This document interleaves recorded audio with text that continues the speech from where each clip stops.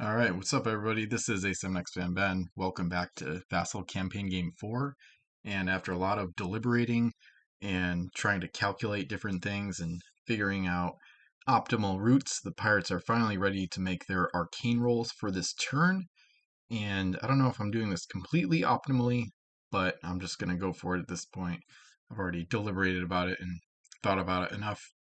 So the Arcane is a custom ship made by J.W. Darkhurst, Xerxes' brother, and it's a ship from one of their custom sets that's in the customs database, has a custom ability. Once per turn, you may give the ship a move action, but do not move her. Instead, roll a d6. On a result of 6, you may place a unique treasure on any ship in your fleet.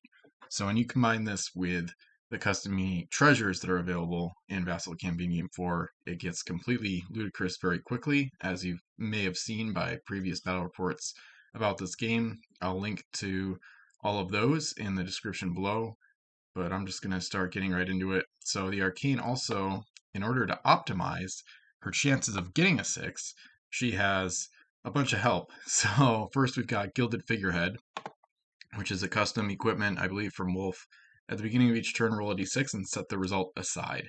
You may use that result to replace the result of any one die roll made for this ship this turn. If you do, remove Gilded Figurehead from the game. If you did not use the set aside result, you must re-roll the die at the beginning of your next turn. So, and then there's also something with Paraka. So they have a custom crew, Hakan, also from the Bone Brothers. So black mark keyword and gets +1 to all die rolls, basically +1 to d6 rolls on the ship. So you can see how this gets pretty crazy pretty quickly. And of course, they also have reroll. That one is via Fina Sellers, another custom crew. So we're going to get straight into this. So first I'll do the Gilded Figurehead roll. So 5 becomes a 6. Alright, so 3, so they didn't get that one. So they can keep the Gilded Figurehead. Alrighty. And the pirates also have just something that makes this really crazy is that they actually they can guarantee that they get all 3 arcane rolls, and that's fully what they plan to do this turn. This is almost just a formality. So they have 3 different sources of the Nemos Plans and Runes of Thor combo, which are both WizKids UTs, of course. They've used the Arcane to bring in more copies of those. They started with 1 on the Noble Swan they captured from the Jade Rebellion. But now, via the Arcane, they've brought in 2 additional copies of each of those UTs, obviously on separate ships, because of the no stacking rule. So they have 3 auto 6s per round, and they have 3 arcane rolls, 3 sources, which I'll get to the other sources soon. So that way, they basically can guarantee that they bring in 3 unique treasures from outside the game every single turn. So I'm basically just doing these rolls to see if they can conserve the auto 6s, because if they have a choice, they'd rather just roll well, and then they can use the auto 6s for other stuff later in the turn, like combat or whatever, some kind of key rolls in the fight against the Barbary Corsairs. So anyway, so the Gilded Figurehead didn't work, but we still have the Arcane roll with Hakan's Paraka boosted +1. So I'm going to do that one next, and then we still have reroll after that. Alright, so the 3 becomes 4, still not good enough. Need a 5 or 6 in this case. So now we'll turn to Fina Sellers with reroll to reroll the Arcane's ability, and we got it. So 5 plus 1 from Paraka, we get 6. So we save an auto 6, which is really great. And then we're going to bring in, the pirates are now going to bring in a Hidden Trove, which is a custom unique treasure from one of Xerxes' custom sets, and it says load this treasure face up. Hidden Trove is worth 2x the total number of ships in the game. So you can see where this gets ludicrous. So they're going to put it on the Shadow Thief, as they've done in the past. They've already done this before, you may have seen from battle reports. So right now I'm counting that there's 393 ships in play. So Hidden Trove would be worth 786 gold. But they're going to be getting more than that, as you'll see soon.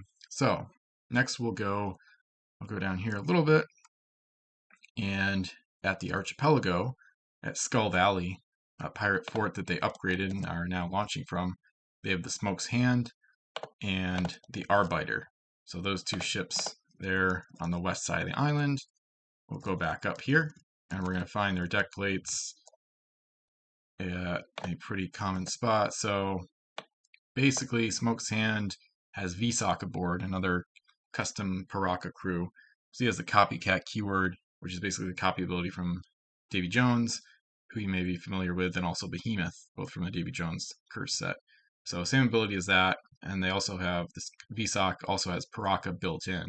So not only copier, but also the +1. So one of the most valuable crew in the pirate fleet. And there's also some other crew aboard that aren't really relevant to the combo right now. But they've also got Charles Bellamy, who's a historical custom crew, and he gives +1 to her D6 rolls if she's within an S of a pirate fort. So pretty cool. And she's within S of Skull Valley, so she gets +2 to her D6 rolls between that and Paraka. So, and she's also just grabbed a Gilded Figurehead from the Arbiter via the free transfer to Island Rule, and now she's going to roll for that Gilded Figurehead. She's trying to get the 6, but keep in mind 4s and 5s both turn into that because of the +2. So she rolls a 1, so nothing good there. And now it's kind of funny the ship doesn't have reroll, but I might try to figure out how to change that, but we'll see. So nothing happened with the Gilded Figurehead roll, wasn't the one I wanted. So I'm just going to go ahead and now actually copy the Arcane with VSOC and roll. Okay, so they didn't get it. So 3 + 2 is only 5. So in this case, they will have to use an auto 6. So they'll use one of them, the one on the Noble Swan, I suppose, to force this roll to a 6. So they're not able to save an auto 6. But they kind of figured they would have to use at least 1, probably 2, maybe 3 on the Arcane rolls. So they're happy that they already got 1 to work well. So this second Arcane success is going to be used to bring in the Even Star UT, which is another custom. It says load this treasure face down. It takes up 3 cargo spaces.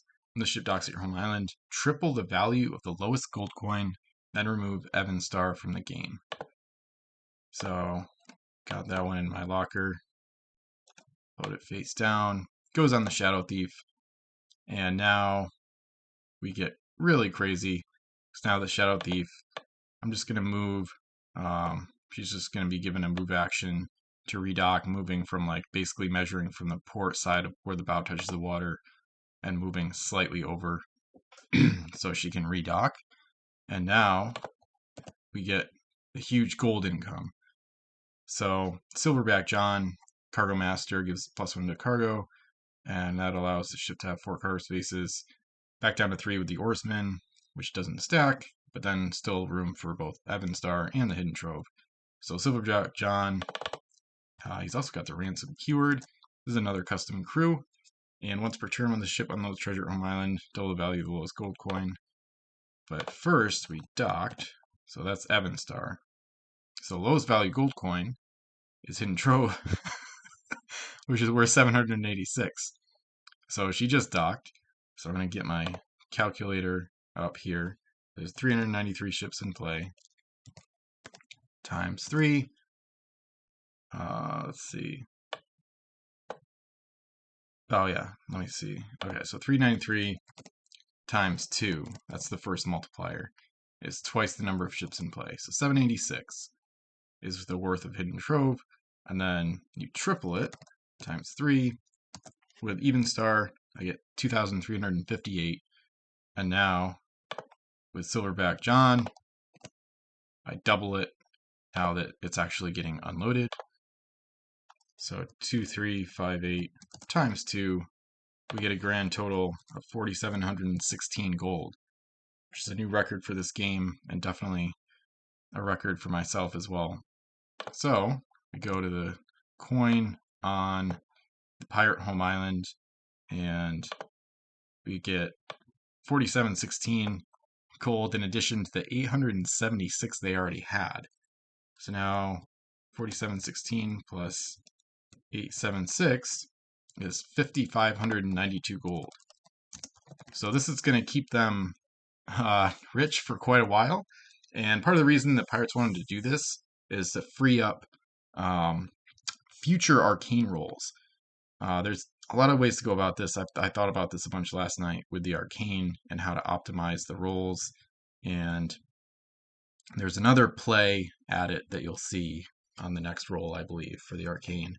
But due to a wording, it's not optimal to do the other path I was going to take. So in this case, basically, the pirates have 4 launch points, and they're spending between about 1,000 to 1,200 gold per turn.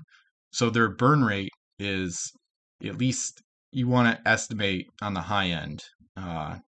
So their burn rate is at least 1,200 gold per turn in terms of their expenditures on average per turn, which is ludicrous, obviously. But so this way, they should be set for at least 4 turns. They might be able to acquire a 5th or 6th launch point via additional military ports or fort upgrades in the near term, but it'll be at least a few turns probably before that happens. So they should be good for at least 3 or 4 turns, bare minimum, in terms of their burn rate. So that frees up Arcane Rolls for next turn, because you can see the first 2, they only have 3 Arcane Rolls right now. So the first 2 were dedicated to just getting more gold. So now they only have 1 left to kind of play with, as it were. Play with meaning like they can bring in something that doesn't feel like an obligation, because they're trying to launch as many ships as possible to dominate and to compete with the Barbaric Corsairs, actually, and some other factions. And so this way, next turn, they'll have all 3 Arcane Rolls to kind of play with. But that kind of is a good segue into the last Arcane Roll. So the Arbiter is, this is pretty complicated, but the Nuva UT is another custom UT. It says any crew ability on this ship may be used by another crew within S of this ship. And of course, the Arbiter is within S of Smoke's hand, so she's got a shipwright aboard. So basically that shipwright is going to use VSOC's ability to copy Arcane again. So, of course. So now Arbiter has the reroll ability built in.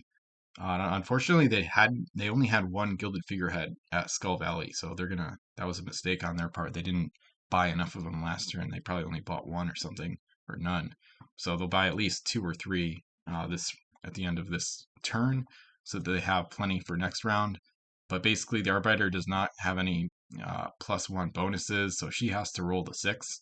Obviously, she doesn't, because they have another auto 6, so it doesn't really matter. But they're going to see if they can not use that auto 6. So she gets a 3, and then reroll the ship's ability. She gets a 5, so not quite good enough. So they'll use the second of 3 auto 6s to force this roll to work, so that they can bring in another unique treasure.